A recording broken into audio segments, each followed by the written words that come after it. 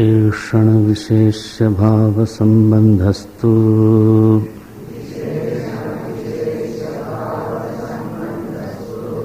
यथा तत्रैव वाक्ये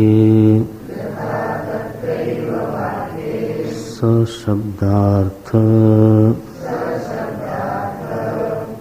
तत्काल विशिष्ट देवदत्तस्य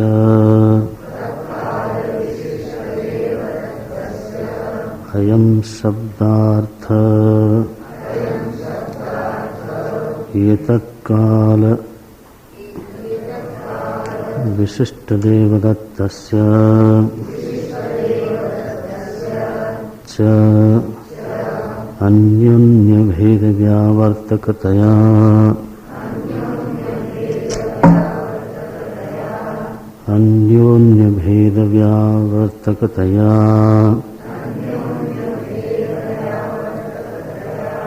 विशेषण विशेष्य भावः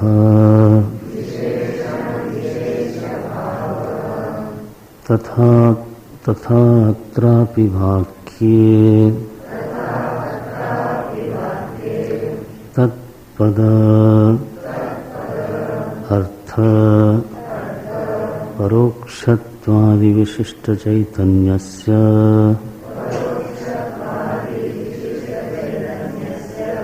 त्वं पदार्थ अपरोक्षत्वादि विशिष्ट चैतन्यस्य च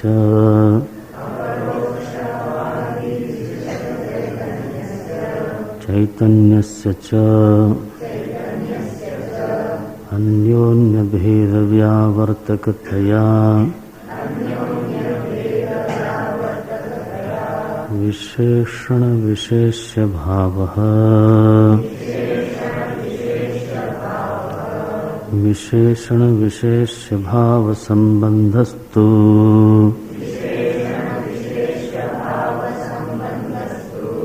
यथा तत्रैव वाक्ये सशब्दार्थ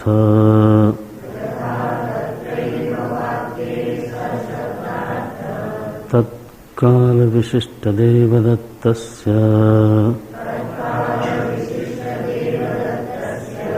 अयं शब्दार्थ एतत्काल विशिष्ट देवदत्तस्य च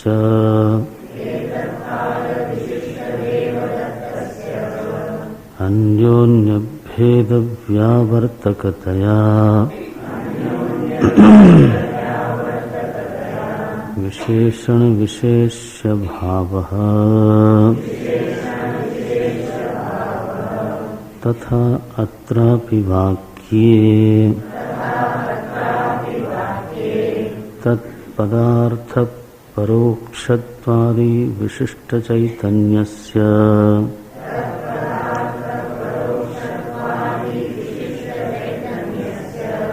त्वं पदार्थ अपरोक्षत्वादि विशिष्ट चैतन्यस्य च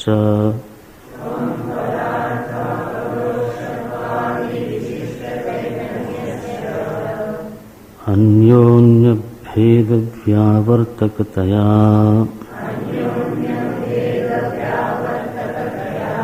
विशेषण विशेष्य भावः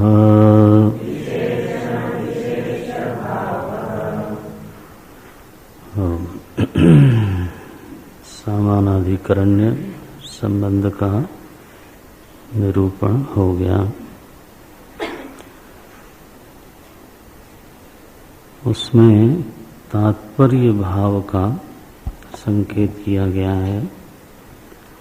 दो भिन्न प्रवृत्ति के शब्द हैं, लेकिन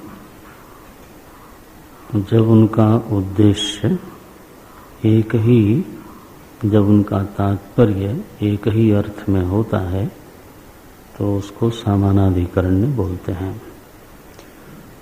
समानाधिकरण्य की परिभाषा क्या है कि भिन्न प्रवृत्ति के शब्दों का तात्पर्य जब एक अर्थ में हो तो उसको समानाधिकरण्य बोलते हैं। जैसे सह शब्द की प्रवृत्ति है परोक्ष वस्तु को दिखाने में, और अयम शब्द की प्रवृत्ति है प्रत्यक्ष या अपरोक्ष वस्तु को दिखाने में। शब्द की अपनी प्रवृत्ति भी तो होती है ना, हर शब्द की अपनी एक विशेष प्रवृत्ति होती है। तो ये दो शब्द भिन्न प्रवृत्ति के हैं। सह शब्द की स्वतंत्र रूप से देखा जाए तो सह शब्द की प्रवृत्ति है परोक्ष वस्तु का दर्शन कराना, और अयम शब्द की प्रवृत्ति है अपरोक्ष वस्तु को या प्रत्यक्ष वस्तु का दर्शन कराना। तो दो भिन्न प्रवृत्तियों के शब्द हैं, लेकिन इनका एक साथ उपयोग हुआ तो अगर तो साधारण दृष्टि से देखें तो वाक्य का निर्माण होता हुआ दिखाई नहीं देता। दो विरोधी प्रवृत्तियों की चीज, भिन्न प्रवृत्तियों के शब्दों का एक साथ प्रयोग हो गया, लेकिन यह संगति लगती है जब दोनों शब्दों का तात्पर्य एक अर्थ को दिखाने में हो। जैसे देवदत्त को अगर हटा दें तो सोयम शब्द विरोधी हो जाएगा, लेकिन चूंकि देवदत्त एक अर्थ है, उसी को दिखाने में सह का भी प्रयोजन है और उसी को दिखाने में अयम का भी प्रयोजन है। स्वतंत्र रूप से भले ही सह और अयम विरोधी लगते हों, लेकिन इस वाक्य में इन दोनों शब्दों का तात्पर्य भाव एक अर्थ में है। इसलिए स्वामी जी ने, आचार्य जी ने क्या कहा? तात्पर्य भावः। तात्पर्य माने क्या हुआ? तत्परायणता, तत्परः है ना। एक अर्थ के परायण हैं ये दोनों शब्द। परायण माने क्या होता है? उसी को अपना उद्देश्य समझना। जैसे इच्छा परायण कोई व्यक्ति है तो इसका मतलब क्या है कि वो अपनी इच्छा के प्रति समर्पित हो गया, तो वो इच्छा को ही अपने जीवन का उद्देश्य मानता है। कर्तव्य परायण व्यक्ति हुआ तो कर्तव्य को प्रधान मानता है, जीवन का उद्देश्य मानता है। कोई मोक्ष परायण है तो वो मोक्ष को जीवन का उद्देश्य मानता है। ऐसा परायण शब्द की तो ठीक ठीक उसका जो भाव है वो समझना है। तो इसी को बोलते हैं तत्परः। हिंदी में तो तत्पर माने होता है दक्ष, बड़े तत्पर रहते हैं। तत्पर रहते हैं माने इसीलिए एक भाषा का अर्थ दूसरी भाषा में कई बार नहीं मिलता। तो संस्कृत में चूंकि ये चल रहा है तो उस संस्कृत में उसका अभिप्राय क्या है वो समझना चाहिए। तत्परः, तत्परः माने उसी के परायण है। तत् माने वह, तो उसी के परायण है। कौन? सह शब्द भी और अयम शब्द भी। कौन है ये? वो बोले देवदत्त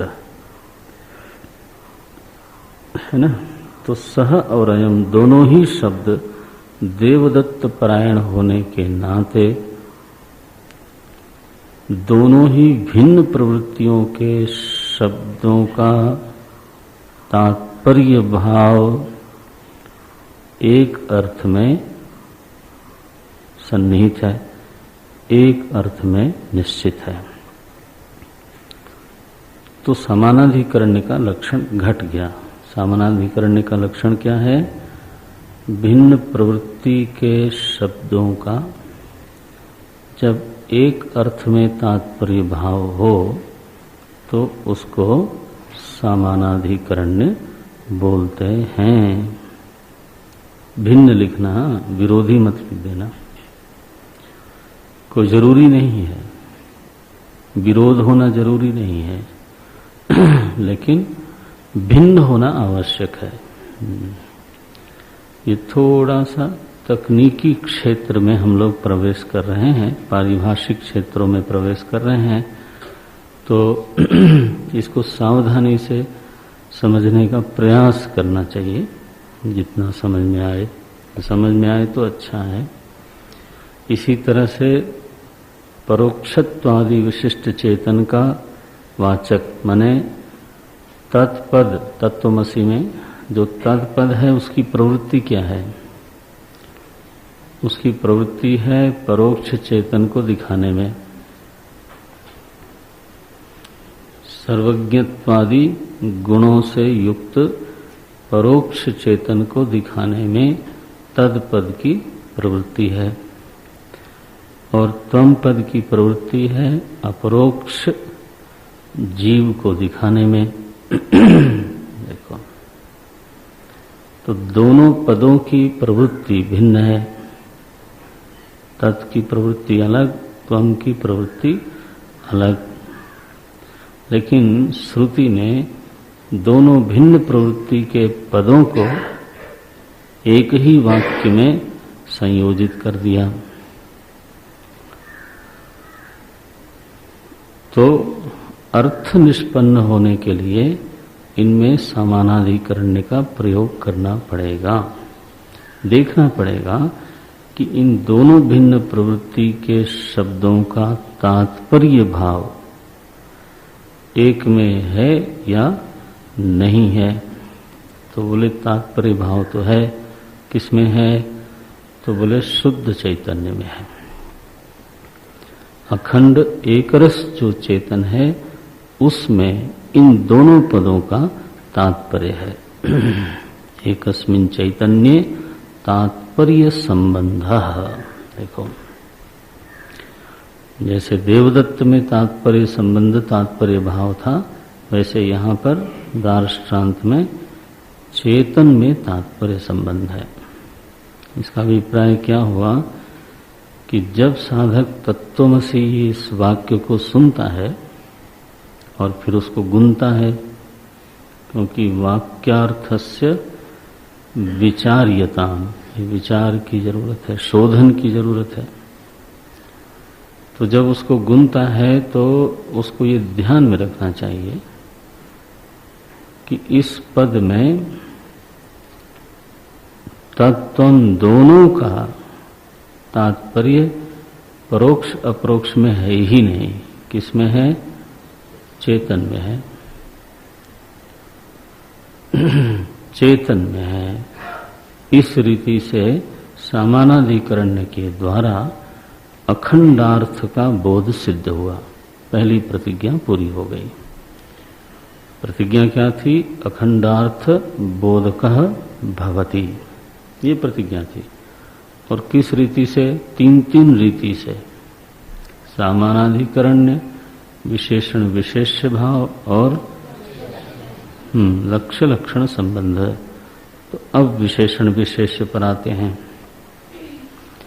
बोले विशेषण विशेष्य भाव संबंधस्तु। पहले समझाते हैं कि विशेषण विशेष्य भाव क्या होता है। वैसे तो साधारण, अभी आएगा एक और इसके लिए दृष्टांत। साधारण तो विशेष विशेष विशेषण भाव प्रसिद्ध है, लोक में प्रसिद्ध है। जैसे नील कमल, तो कमल विशेष्य है और नीलिमा विशेषण है। देखो ऐसा। सज्जन व्यक्ति, तो व्यक्ति विशेष्य हो गया, सज्जनता उसका विशेषण हो गया। तो ये संबंध तो लगभग साफ है सभी के मन में, लेकिन ऐसा यहाँ पर विशेषण विशेष्य संबंध नहीं है।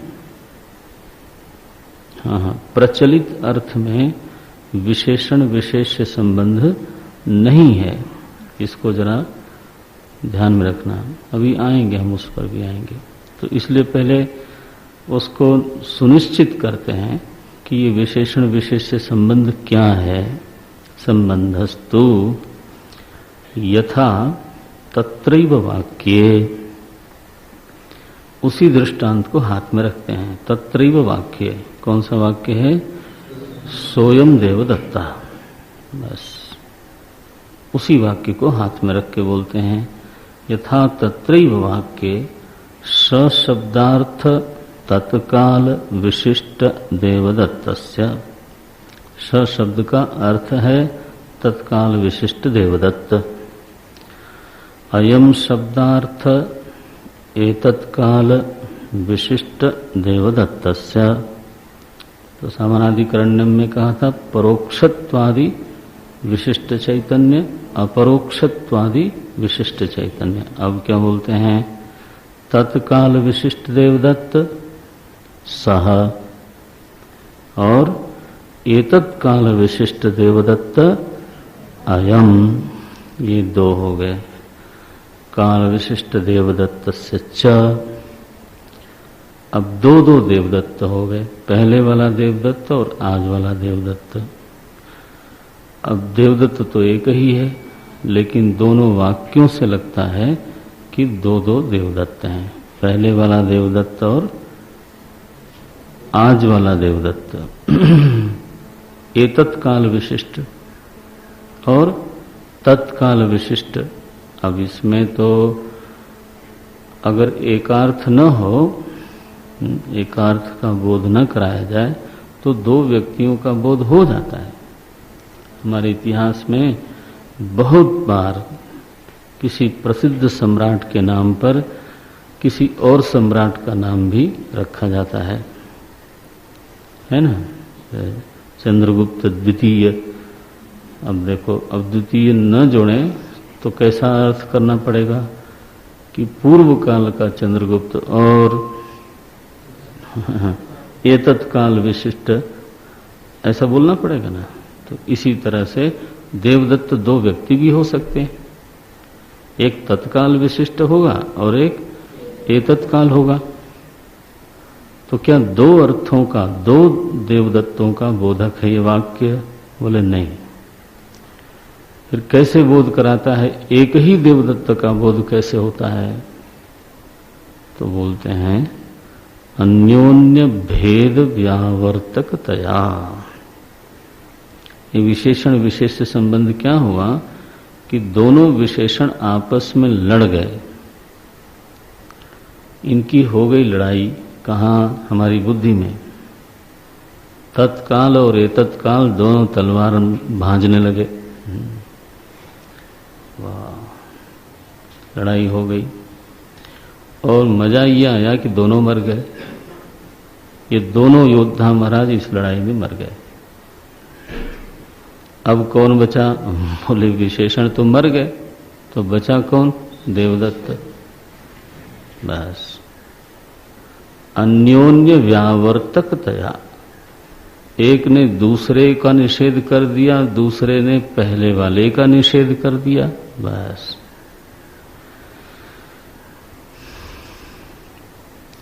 तो बंदर बांट बोलते हैं ना इसको। बंदर बांट, दो की लड़ाई हो गई, पेट भरा बंदर का, ऐसा। ये सब बड़े बढ़िया है। ये अन्योन्य व्यावर्तकतया। पंडित रामचंद्र शुक्ल ने, बहुत बड़े विद्वान थे, बहुत अच्छे चिंतनशील व्यक्ति थे, तो उन्होंने मनोवृत्तियों का विश्लेषण किया है। एक एक मनोवृत्ति पर बड़े बड़े लेख लिखे हैं। तो साहस, दुस्साहस, सत्साहस, ये तीन पद बना के एक लंबा निबंध लिखा उन्होंने। पता नहीं हमारी लाइब्रेरी में वो ग्रंथ है कि नहीं। हाँ है, खोज के देखना। नहीं मिला है? अच्छा। लाइब्रेरी, ओ कोई बात नहीं, जो ले जाएगा पढ़ेगा। इसका मतलब आप मत ले जाना। ग्रंथ चोरी अगर कोई पढ़ने के लिए करे तो मैं इतना ज्यादा उस पर मैंने खिन्न होने की जरूरत नहीं है। ठीक है, किसी किसी को पकड़ के और मंगवा लेंगे, उसमें क्या है। पकड़ाए जाने वाले लोग काफी हैं। तो मेरा कहना यह है कि उसमें दुस्साहस का जो अर्थ किया वो बड़ा जोरदार एक दृष्टांत दिया उन्होंने कि एक राजा बैठे थे और दो क्षत्रिय आए युवा, कमर में तलवार बंधी हुई। तो उन्होंने कहा कि हम आपकी सेना में भर्ती होना चाहते हैं। तो राजा ने पूछा कि आप में क्या विशेषता है? बोले हम लोग योद्धा हैं। तो बोले ये कैसे सिद्ध हो कि आप योद्धा हैं? तो उन्होंने कहा कि हम करके दिखाएं कि बोल के बताएं। तो बोले आप करके दिखाओ, बोलने से क्या फायदा जब आप दिखा सकते हो। तो उन दोनों ने तलवार निकाली और आपस में लड़े और इतना घोर युद्ध किया कि दोनों अन्योन्य व्यावर्तकतया हो गया, दोनों मर गए महाराज। तो अविवेक पूर्वक शूरवीरता दिखाना, बोले ये दुस्साहस है, बेकार की बात है, इसमें कोई दम नहीं है।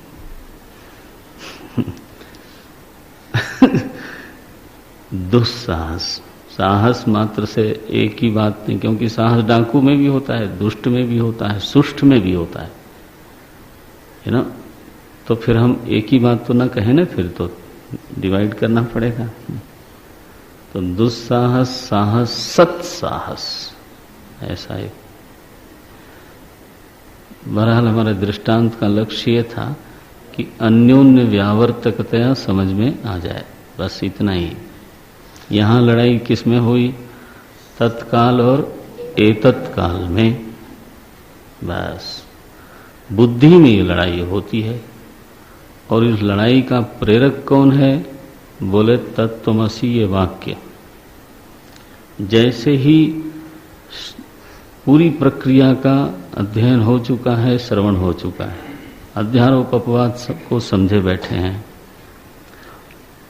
पदार्थ का शोधन हो चुका है, तब जब मैं कह रहा था कि यह जो लड़ाई है वो बुद्धि में होती है, बुद्धि में ही परोक्षता अथवा तत्काल को मिटा देता है तत्काल, एतत्काल को मिटाता है तत्काल।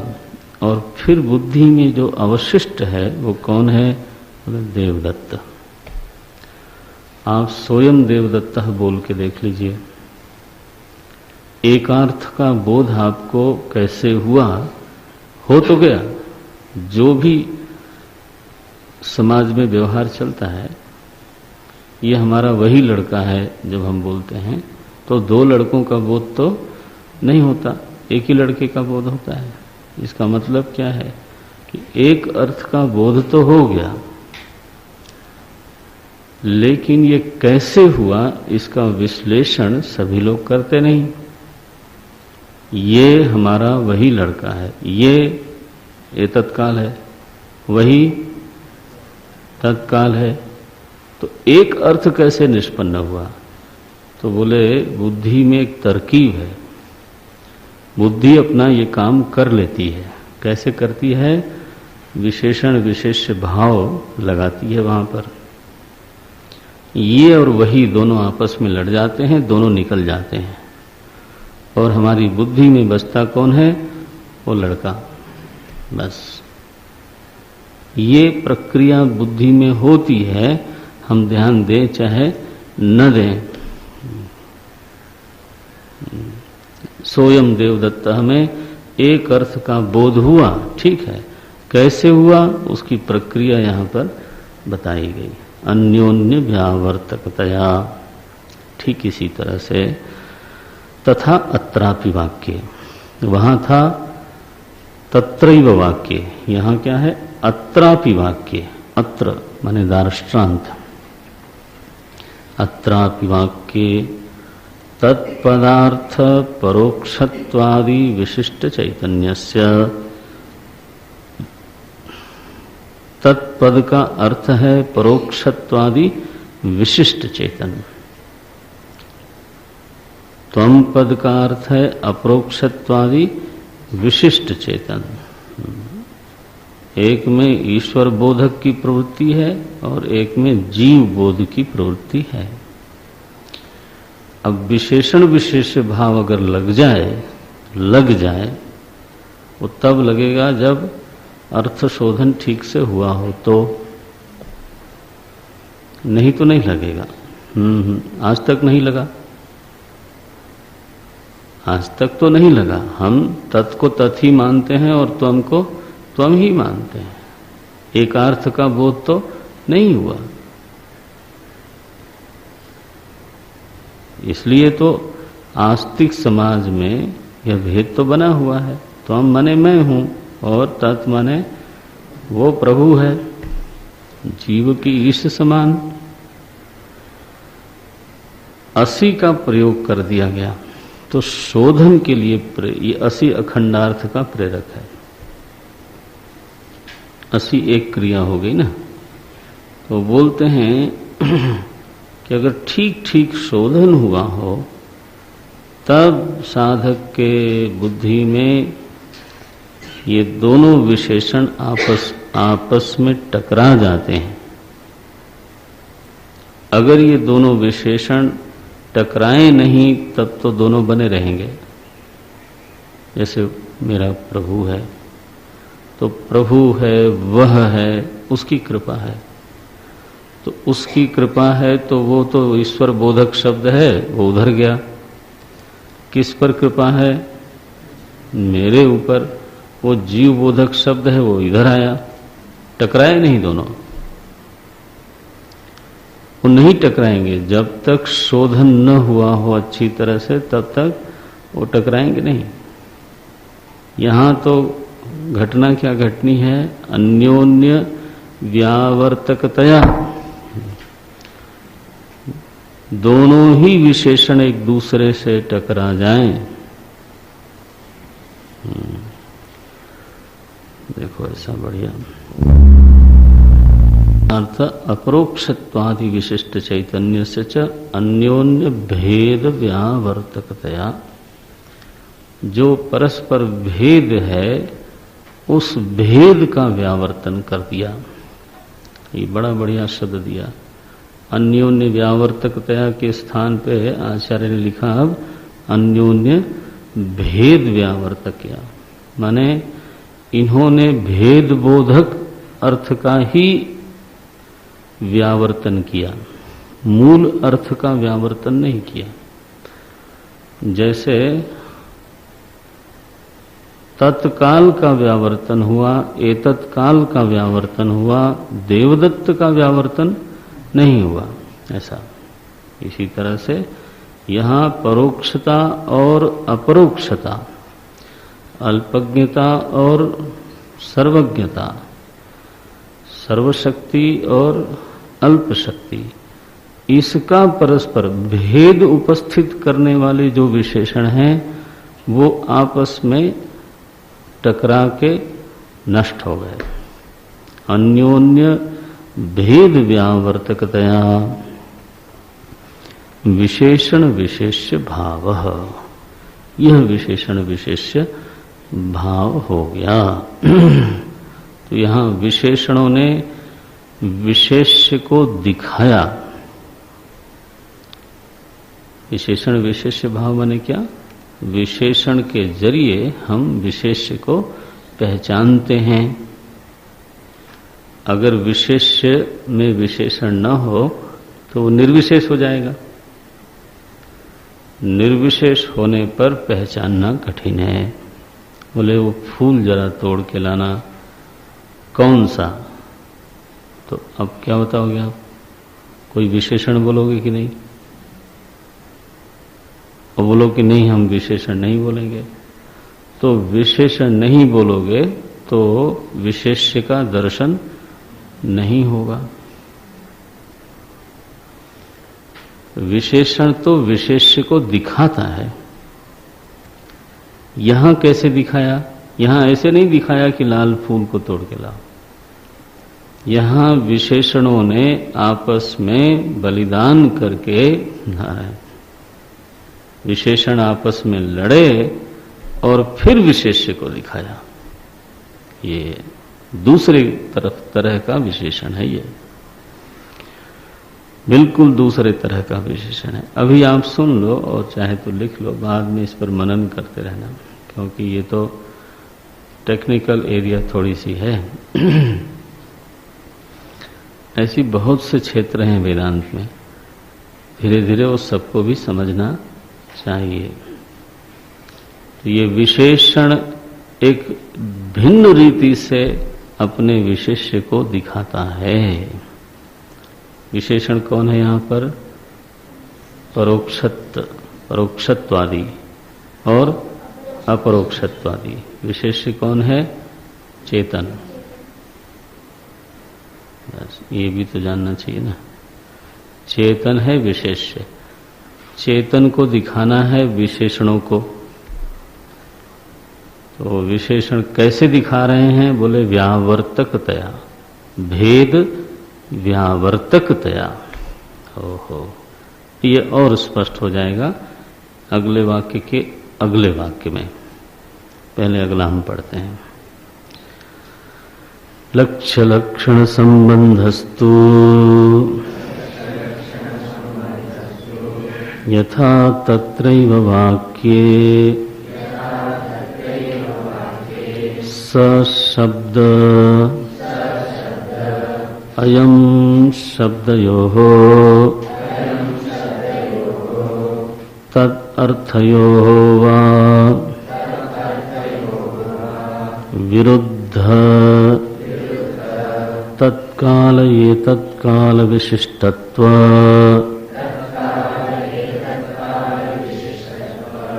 परित्यागेन अविरुद्धदेवदत्तेन सह लक्ष्यलक्षणभावः तथा अत्रापि वाक्ये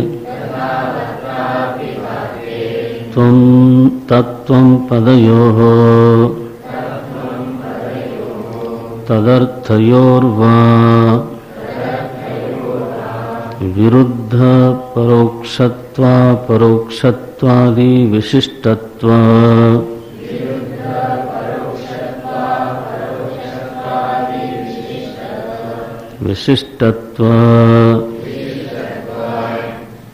ध्यान से सुनो। परित्यागेन अविरुद्ध चैतन्येन सह लक्ष्य लक्षण भावः इयमेव भागलक्षण इति उच्यते।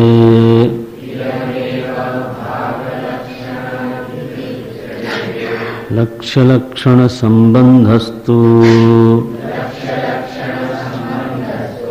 यथा तत्रैव वाक्ये स शब्दायं शब्दयोः तदर्थयोर्वा विरुद्ध तत्काल एतत्काल विशिष्टत्व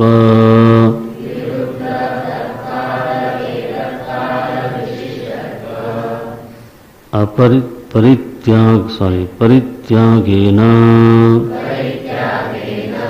अविरुद्ध देवदत्तेन सह लक्ष्य लक्षण भावः तथा अत्रापि वाक्ये तत्त्वं पदयोः तदर्थयोर्वा विरुद्ध परोक्षत्वादि विशिष्टत्व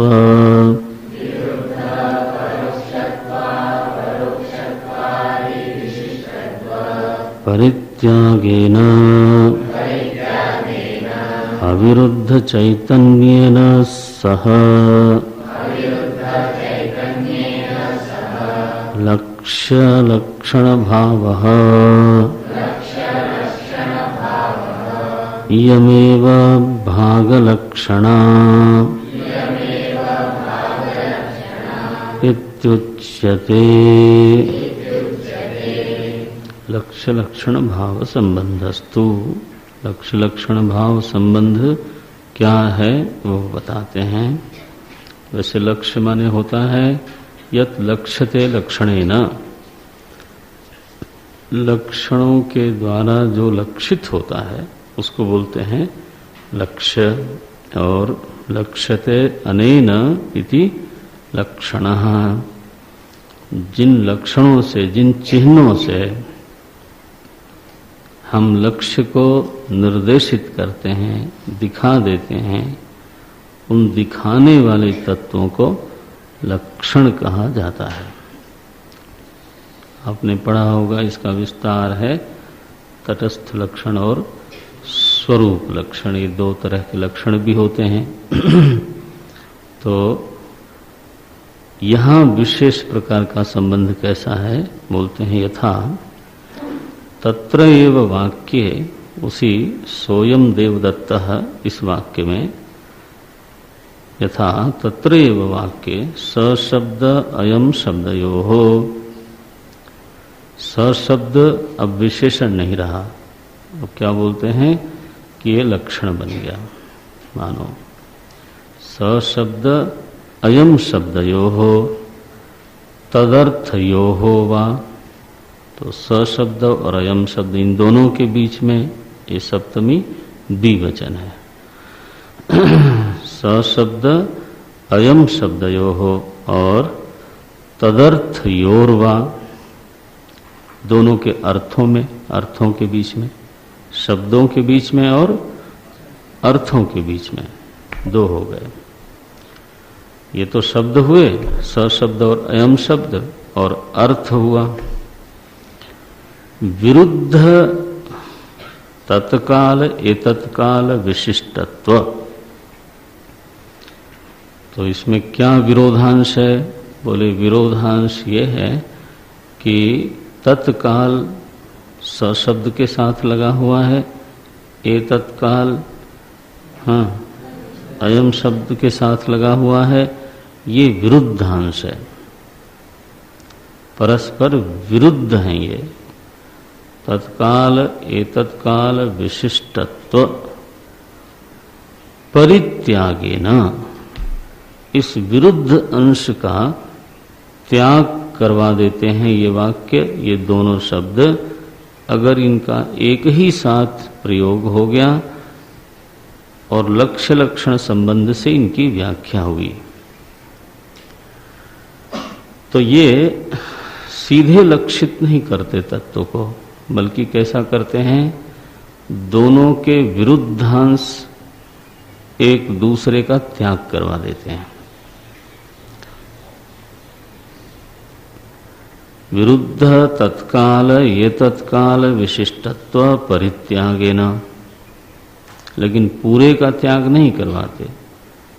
अविरुद्ध देवदत्तेन सह, जो अविरुद्ध देवदत्त है, सह का जो लक्षित देवदत्त है, अयम का जो लक्षित देवदत्त है, वो तो दोनों का एक ही, दो देवदत्तों में विरोध नहीं है, देवदत्त एक है। तो देवदत्त के अंश में अविरोध है, तत्काल एतत्काल में विरोध है। तो इन दोनों शब्दों ने विरुद्धांश का परित्याग किया और अविरुद्ध अंश को लक्षित किया। ओहो, देखो बोलते हैं तो अविरुद्ध देवदत्तेन सह लक्ष्य लक्षण भाव, चूंकि इन्होंने लक्षित किया अविरुद्ध देवदत्त को, इसलिए देवदत्त हो गया लक्ष्य और सह अयम जो दोनों शब्द हैं वो क्या हुए, लक्षण हुए। ऐसा हुआ, अद्भुत लक्षण है। ये नहीं कहा कि लंबे वाले देवदत्त को, गोरे वाले देवदत्त को, श्याम वर्ण के देवदत्त, ये तो नहीं बताया। लक्षण क्या बताया, सह और अयम। क्यों कहा गया इनको लक्षण, क्योंकि ये लक्षित कर रहे हैं। लक्षण उसी को कहते हैं जो लक्षित कर सके, बस।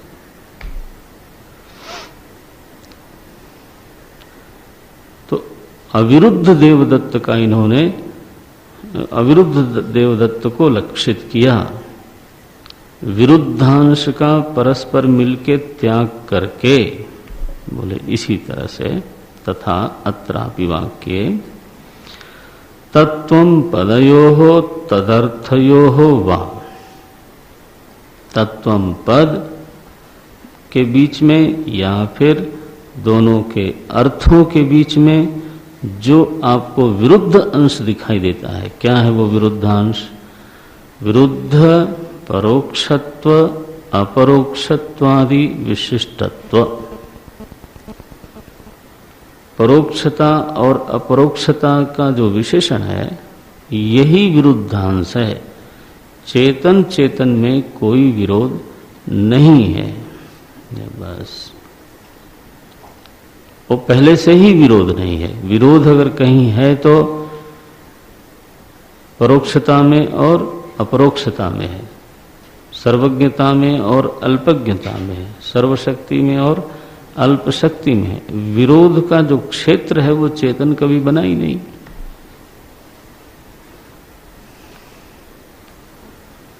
चेतन चेतन में विरुद्धांश का अत्यंताभाव है। निर्विशेषे भिदा कुतः।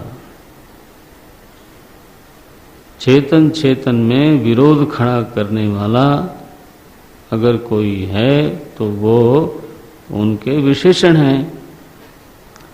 चेतन स्वयं तो कभी परस्पर विरुद्ध हुआ ही नहीं।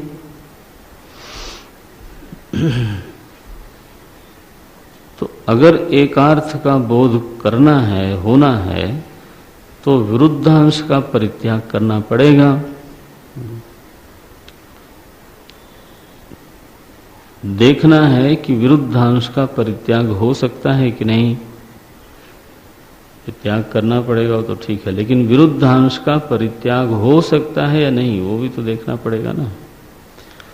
आप ऐसा कोई काम बताओ जो कि हो ही नहीं सकता, तो फिर वो काम बताने का फायदा क्या। जब हमसे कहा जा रहा है कि आप विरुद्धांश का परित्याग कर दो, तो चैतन्य तो अविरुद्ध है, कभी परस्पर विरुद्ध हुआ ही नहीं। तो हमने पूछा कि क्या है विरुद्धांश, तो कहा गया कि परोक्षता और अपरोक्षता, सर्वज्ञता और अल्पज्ञता, सर्वशक्ति और अल्पशक्ति इत्यादि इत्यादि। जैसे हम करता है वो कर्म फलदाता है इत्यादि, ये विरुद्धांश है। तो पूछा कि इसका त्याग हो सकता है? त्याग करने से ही अखंडार्थ का बोध होगा। प्रश्न ये है कि इसका त्याग हो सकता है कि नहीं हो सकता। तो बोले कि ऐसा अभ्यास करने के लिए पहले त्वम में देखो कि वो जो विशेषण उसके लगे हुए हैं उनका त्याग कितना कर सकते हो आप।